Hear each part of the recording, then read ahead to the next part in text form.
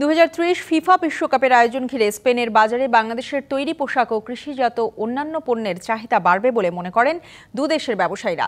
তবে বাংলাদেশ থেকে পণ্য রপ্তানির ক্ষেত্রে আমলাতান্ত্রিক জটিলতা কমানো সহ নানা বিষয়ে সরকারের সহযোগিতার উপর জোর দিয়েছে Bangladesh Spain chamber of commerce and industry. Spain থেকে বকুল খান জানান, স্পেন বাংলাদেশ এক্সপোতে এসব কথা উঠে আসে। অনুষ্ঠানে সবার মাঝেই ছিল নতুন অর্থনীতির দিগন্ত উন্মোচনের প্রত্যয়। দেশটিতে নিযুক্ত বাংলাদেশের রাষ্ট্রদূত মাসুদুর রহমান দুদেশের মধ্যে বাণিজ্য সম্প্রসারণে তার অব্যাহত প্রচেষ্টার কথা জানান। স্পেনের সিনেটর আন্তোনিও গুতেরেস লিমোনেস বিশ্বকাপ ঘিরে নতুন বাণিজ্যের সম্ভাবনার কথা জানান।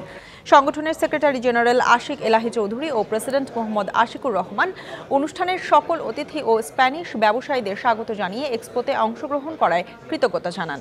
এই আয়োজনে অংশ নেন বাংলাদেশ ও স্পেনের 40টির বেশি প্রতিষ্ঠান।